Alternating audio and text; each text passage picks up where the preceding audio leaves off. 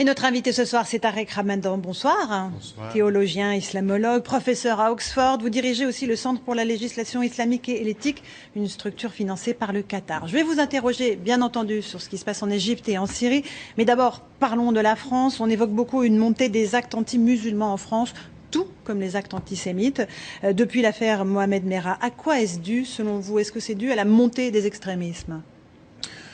Non, je pense que malheureusement, ce qui est en train de se passer, alors les actes antisémites, on les connaissait, c'est pas nouveau. Les actes islamophobes, ils sont pas moins graves. Hein, ils sont pas moins graves. Il faut pas comparer les racismes. Il faut simplement les déplorer et lutter contre.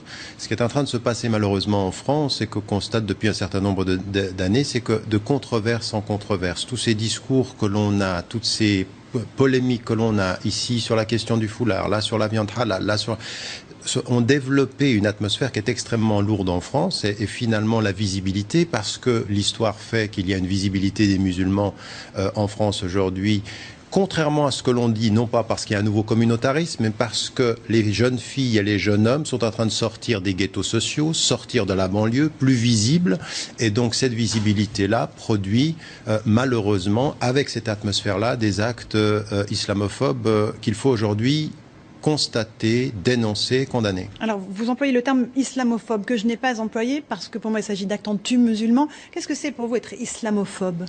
Le mot islamophobe, d'abord, contrairement à ce qu'on a dit, même le ministre de l'Intérieur s'est trompé en citant Caroline Fourest sur l'origine du mot qui serait iranien. Pas du tout. Les instances européennes l'utilisent, les instances partout dans le monde anglophone, on l'utilise. Et dans le monde francophone, qu'est-ce que c'est? C'est quand on s'en prend, de la même façon que certains ont utilisé le mot de judéophobie, quand on s'en prend à des musulmans et à des musulmans parce qu'ils sont musulmans, au-delà de ce qu'ils font et au-delà de ce qu'ils peuvent penser, le seul fait d'être musulman devient une caractéristique aggravante et on parle d'antisémitisme. Donc oui. Pourquoi est-ce que l'islamophobie serait une chose différente? Est-ce que ça veut dire que quand on dit que la loi en France interdit aux femmes d'être voilées, on est islamophobe? Non, ça c'est pas du tout ça dont on parle. C'est-à-dire que c'est une loi qui est une loi, à mon sens, discriminatoire, discriminante. C'est la loi française.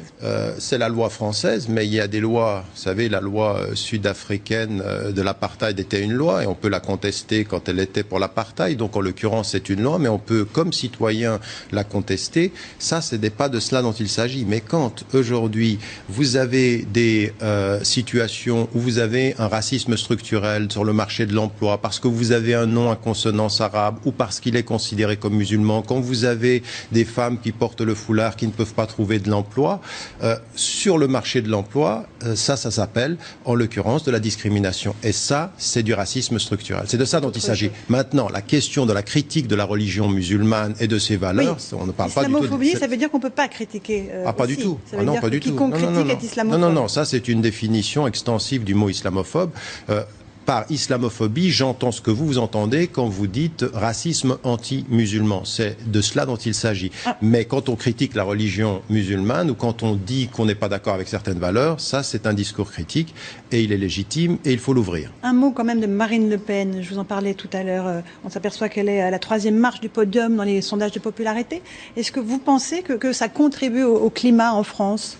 Bien sûr, je pense que Marine Le Pen, j'ai débattu avec elle, et elle reprochait en l'occurrence aux citoyens français de confession musulmane de continuer à avoir des noms à consonance de là-bas. Elle joue sur la question de l'immigration, confond l'islam avec la question de l'immigration, comme si en étant musulman on est forcément étranger ou pas complètement citoyen français. Elle entretient l'amalgame, malheureusement. Elle fait bien la différence. Hein. Elle fait bien la différence. Entre ce que vous dites là, les citoyens. Non, elle entretient. Non, c'est beaucoup plus subtil que ceci, c'est-à-dire que parce qu'elle est plus subtile que son père, mais elle a la même substance quant au discours. C'est-à-dire que le dessous du discours, c'est certes de parler de citoyenneté française, mais de laisser entendre que l'islam est une religion étrangère à la France. Et ça, c'est la même chose. C'est-à-dire que quand vous êtes musulman et citoyen, vous êtes toujours un peu trop musulman pour être un bon citoyen. Ça, c'est de l'amalgame. Alors, elle fait pas la différence là-dessus. Elle entretient l'amalgame sur le fait que l'islam serait la religion des anciens immigrés. Il faut dire aujourd'hui aujourd'hui répéter, et c'est pour ça que j'en veux à la classe politique, à gauche comme à droite, qui réagit aux propos de Marine Le Pen et du Front National, de ne pas être suffisamment clair sur ces questions-là, en disant l'islam est une religion française, des citoyens français de confession musulmane doivent pouvoir jouir des mêmes droits et d'une citoyenneté complètement égalitaire. Est-ce que vous êtes prêt, Tariq Ramadan, à accorder votre soutien à l'imam Chalgoumi, qui a été menacé de mort, passé à tabac à Tunis par un intégriste qui lui reprochait de vouloir dialoguer avec les organisations juives?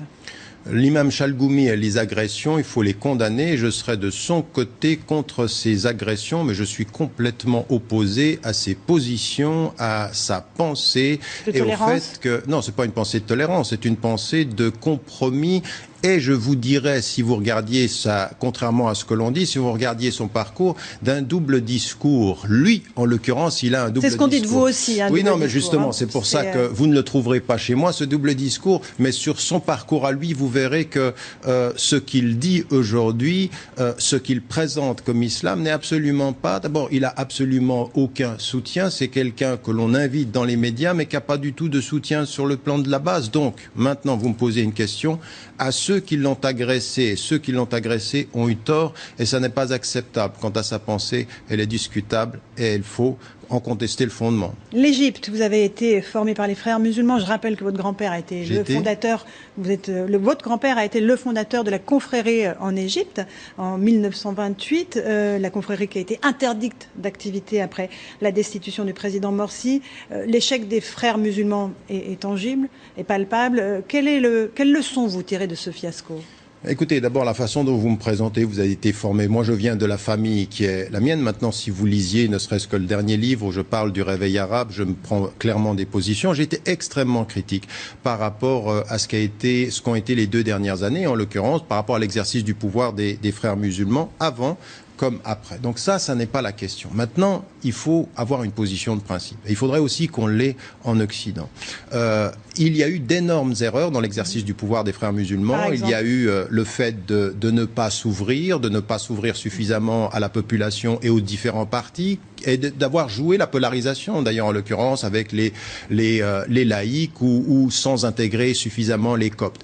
Là, il faut qu'on soit extrêmement clair, il y a eu des erreurs. Mais rien, jamais, pour un esprit démocrate, ne peut justifier de soutenir un coup d'État militaire qui est suivi par la mort de milliers de manifestants non violents. Et en l'occurrence, ce qui est en train de se passer, torture, emprisonnement, voire exécution sommaire, il faut qu'on le condamne. Donc, parler de ceci. Quand on vient vers moi et qu'on me dit est-ce que l'islam est soluble dans la démocratie, je dis si vous regardiez l'histoire et si vous regardiez les sociétés majoritairement musulmanes, que ce soit en Afrique ou que ce soit du Sénégal à l'Indonésie en passant par la Turquie, vous verriez qu'il y a quand même des processus démocratiques. La vraie question, elle n'est pas celle-ci. Vous en appelez à la démocratie, mais la démocratie n'est pas le but des frères musulmans. C'est un moyen d'appliquer la théocratie, puisque leur devise, c'est le Coran et notre Constitution. Non, mais je crois que, bon, là, d'abord, vous simplifiez, et je ne vais pas me faire le partisan de leur thèse, puisque je vous dis que j'en suis le critique. En l'occurrence, dire que les islamistes, tous les islamistes utilisent la démocratie pour appliquer une théocratie, vous disiez il y a 12 ans la même chose sur les Turcs, et ils sont en train de vous prouver qu'en matière démocratique, eux, ils ont réussi à faire une chose, c'est à se libérer du poids de l'armée, qui souvent était soutenue par l'Occident. Et qui soutient l'armée aujourd'hui en Égypte? Eh bien, les États-Unis, comme malheureusement l'Union européenne. Alors, il ne faut pas donner des leçons. La théorie du complot. Mais pourquoi la théorie du complot, mademoiselle? C'est la réalité de soutien. 1,3 milliard de dollars. C'est un complot, ça, ou c'est un chiffre? Pourquoi est-ce que vous réagissez de cette façon-là? C'est pas du tout une théorie du complot, ce sont des chiffres. Même les Américains, même Barack Obama dit qu'il soutient. Et quand je cite Barack Obama qui dit qu'il soutient, en l'occurrence, ce serait du complot. L'Union européenne ne soutient pas, n'a pas soutenu Moubarak. C'est du complot, ça? Non, je suis désolé. Si vous faites du journalisme en pensant qu'on les fait, quand on les cite, c'est du complot, quand on les rappelle, eh bien, je ne vais pas pouvoir discuter avec vous, parce que tout ce que je dirais quand il s'agit d'être objectif sera du complot dans votre oreille. Une dernière question. La religion et la politique sont-elles compatibles, à votre avis? Il ne faut pas les mélanger. Et j'ai dit dans le dernier dernier livre, et j'ai depuis 20 ans, je le répète, la séparation de l'autorité du religieux et de l'autorité de l'État, elle doit être un principe sur lequel il n'y a pas à discuter. Maintenant, le fait qu'il y ait des références et de l'éthique et des références, ça, c'est une question qui existe même dans la société française. La société laïque française, elle est inspirée par une culture chrétienne depuis longtemps. Donc cette idée qu'on aurait une société où tout serait étanche ne veut rien dire. Par contre, tout dogmatisme, toute imposition religieuse qui ne respecterait pas le choix des peuples est une chose qu'il faut absolument condamner et à laquelle il faut s'opposer. Mais ce qu'il faut dire aussi, c'est que de là où nous sommes en tant que citoyens occidentaux, quand les peuples décident démocratiquement d'élire des gens qui ne font pas toujours plaisir, il faut aussi les respecter, n'est-ce pas? C'est ça la démocratie. Ramadan était notre invité dans Tir croisé sur iTélé. Dans un instant, la suite avec 20h Foot, Pascal Pro, une spéciale PSG. Bonne soirée à tous.